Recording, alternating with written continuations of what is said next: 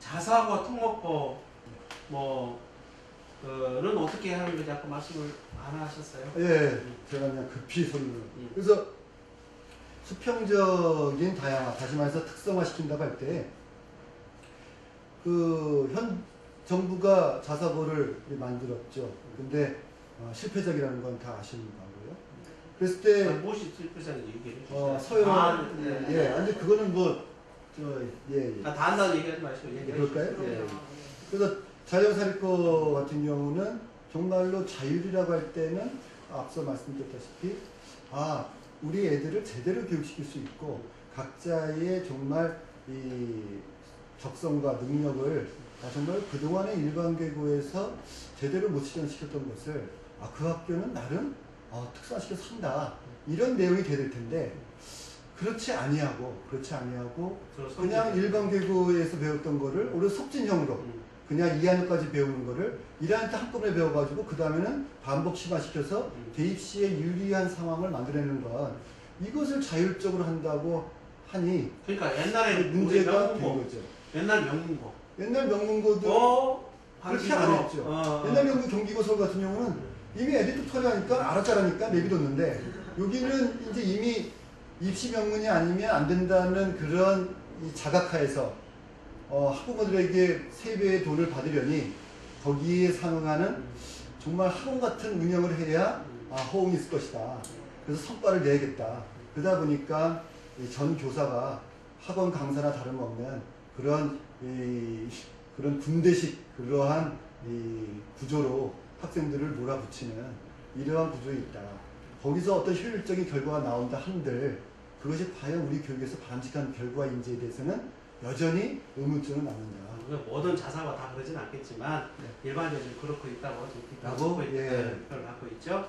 특목고는 어떻게 문제가 있어요? 자사고의 전신이 바로 특목고가 되는 거죠. 그러니까 뭐냐면 전신이라고 해서 그 원래 모델이 특목고는 과학고 같은 경우는 이제 그 자체는 큰 문제는 없습니다. 대신 과학고 학생이 카이스트처럼 그 안에서 겪을 고통 이거에 대해서 좀 해방시켜주는 문제 이 문제가 여전히 남아있고요. 외고의 문제인데 제가 이제 외고 개선 연구팀에도 껴서 같이 연구를 했었는데 그 당시에 이제 외고를 특성화고로 바꾸느냐 일반계고로 전환하느냐 여러 논의가 있었는데 결론적으로 사회적 타협점은 그대로 유지하되 원래 취지대로 운영하면서 입학 시험에서의 선발의 특권은 약화시킨다. 이렇게 해서 중학교 내신의 영어 과목 하나만 또는 특별 과목 하나만 반영한다. 이렇게 돼서 일단 입시학원들은 전부 없어지게 되는 결과가 있었어요. 근데 여전히 외고의 경우에도 여전히 이전의 명성을 지키려고 전문교과 교육보다는 입시교육에 여전히 있다는 것을 말하고 있습니다. 그래서 이 외고 역시도 자사고 같이 문제가 현재 그대로 온전한 상태에 있다. 그런데 그러면 지금 정리 좀 하자고요. 네.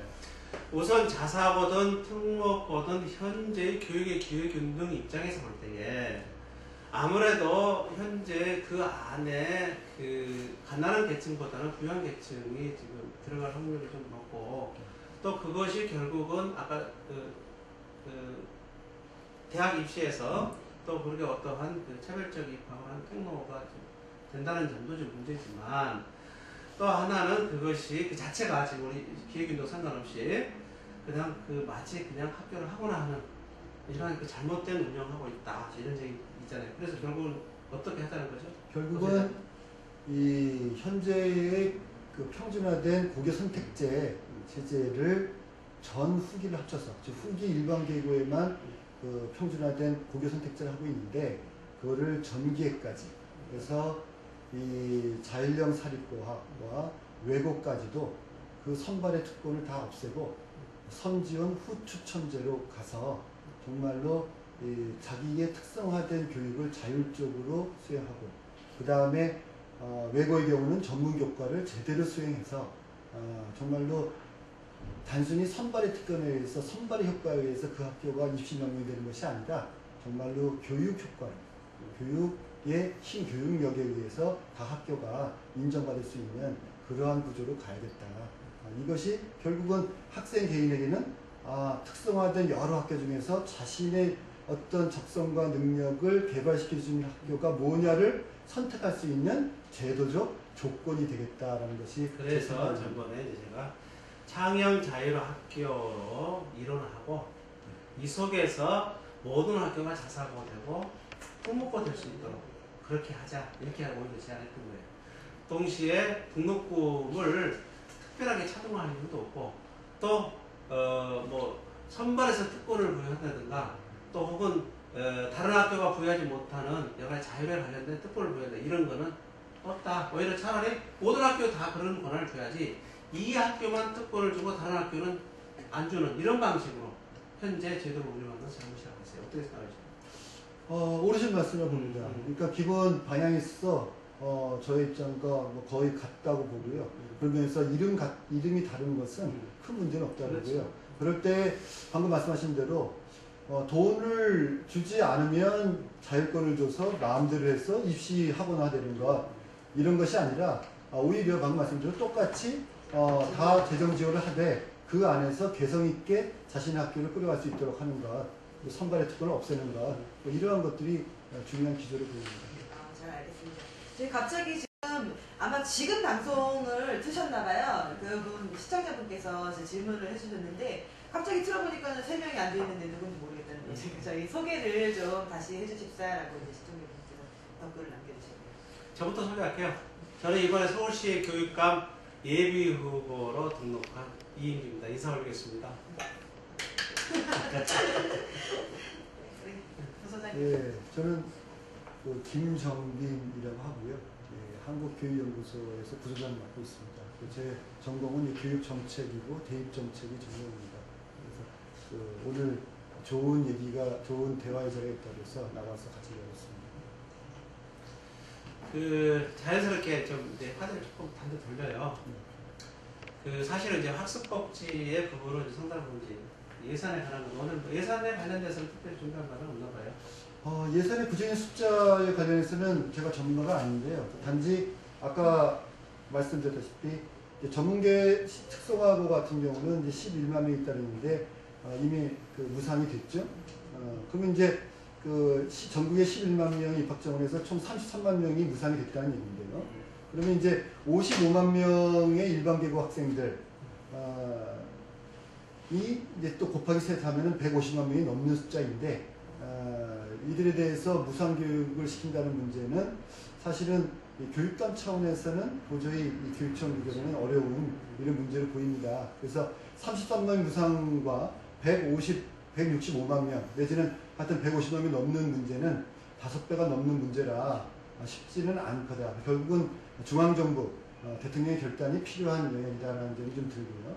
무상급식 하나 문제가 또 굉장히 쉽지 않았지 않습니까? 그래서 결국 그런 문제 거기다 더 나아가서 뭐 교육청 차원은 아니지만 대학교 무상교육까지 반값 등록까지 얘기한다면 아마 국가적으로 큰 결단이 있어서 우리 교육이 이제는 좀 실질적으로 교육 때문에 차별받는 자기의 능력과 적성이 있는데 돈 때문에 서름을 받는 이런 것은 없애겠다라는 큰 결단이 필요하겠다는 생각을 해봅니다. 제가 이제 나름대로 계산을 해봤는데 고등학교 무상교육 전체 확대하는데 3조 원 정도가 이제 필요하더라고요. 그 다음에 우선 당장에 이번에 지금 반값 등록금 문제는 거의 대부분 지금 대선 공약으로 다 거의 일치를 했죠. 약간 이제 정도의 차이가 있어요. 박근혜 후보는 반값 등록금 얘기 안 했습니다. 예. 반값 등록금 맞춤이라고 그러고 굳이 좀 피하고 있죠. 그 말을. 여하튼 간에 그것을 완벽하게 실현하는 데는 약 한 6조 원 정도 뭐 이런 규모가 좀 들더라고요. 어마어마한 진짜. 그 다음에 그 무상급식 이제 전면 이제 고등학교까지 확대하는데 한 3조 원 이런 정도 드는 것 같고요. 또 우선은 이제 기본적인 이제 그 학습복지 과제로 드는 게 그 영유아 복지.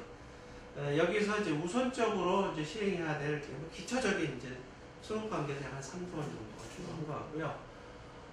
그리고 지금 저는 지금 현재 뭘 해야 된다 만다 해라 지금 기본적인 소요 자원을 얘기하는 겁니다.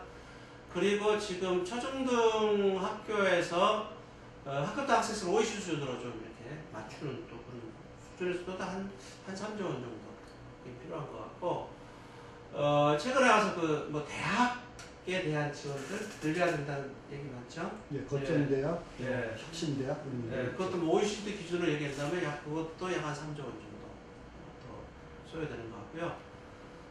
현재 이제 완벽한 학습 복지를 위해서는 아마 이런 정도 소요되는 것 같아요.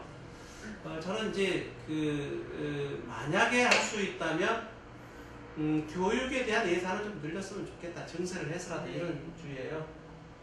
증세에 대해서 이거는 대선 후보들은 절대 말할 수 없는 사안인데요. 그냥 저 개인의 자격, 당연히 개인의 자격이지만 저는 증세를 해야 된다고 봅니다. 그것도 파격적으로.